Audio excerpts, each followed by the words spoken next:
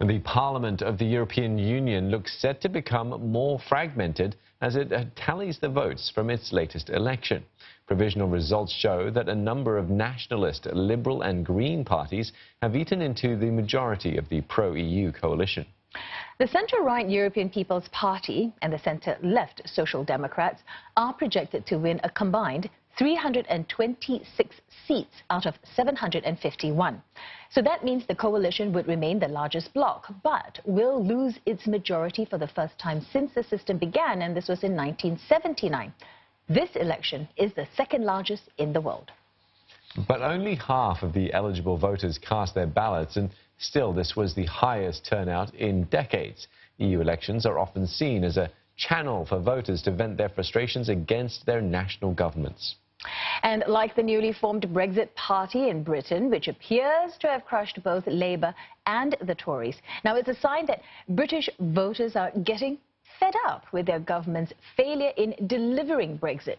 Over in France, the far-right National Rally is on the way to a narrow victory over President Emmanuel Macron's Renaissance alliance. Its leader, Marine Le Pen, is already demanding that Mr. Macron dissolve the country's parliament and call new national elections. The fragmented European Parliament is also going to make it harder for the EU to choose its top leaders. And with the increased presence of Eurosceptics, issues like immigration and trade may be in for a rough patch. Now for more, let's get the latest from our correspondent Ollie Barrett in London. Ollie, first, how will this sort of power shift in Europe impact us here in Asia in areas such as politics and trade?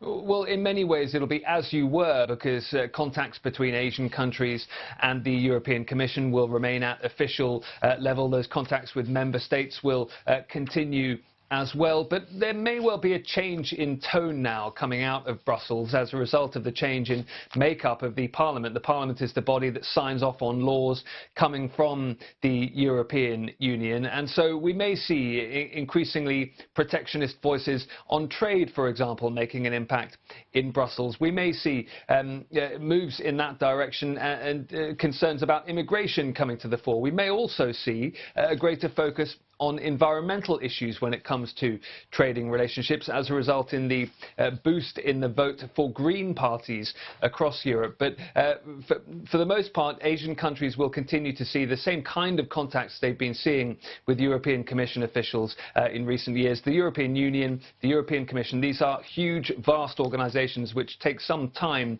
to change direction, but get set perhaps for a change in tone coming out of Brussels and Strasbourg. All right, but what do these election results actually mean for the Brexit process then? Well, it's going to be very interesting to watch. I mean, the Conservative Party here in the UK are obviously just getting involved in a leadership campaign to replace Theresa May as leader of the Conservative Party. And the success of the Brexit Party at these European elections is undoubtedly going to mean that Conservative leadership candidates are going to have to show their party membership that they are strong on Brexit. They're going to take a hard line on Brexit. They're going to try everything in their power to get the UK out of the European Union by October the 31st. At the same time, it could impact the Brexit policy of the opposition Labour Party, because Labour has a very difficult decision to make now. It knows that it has lost some of its traditional voters in parts of the country that voted Brexit. Those voters have gone to the Brexit Party. In other parts of the country, traditional Labour voters who want Britain to stay in the European Union have departed them for parties like the Liberal Democrats, like the Greens. So very difficult decisions for Labour to make, the opposition, when it comes to their Brexit policy. The Conservatives, we can see signs already of them tacking to the right when it comes to Brexit. Whether a hardline Brexiteer at the helm of the Conservatives is able to deliver that hard Brexit is another question, of course. All right, thanks for that. Ollie Barrett speaking to us from London.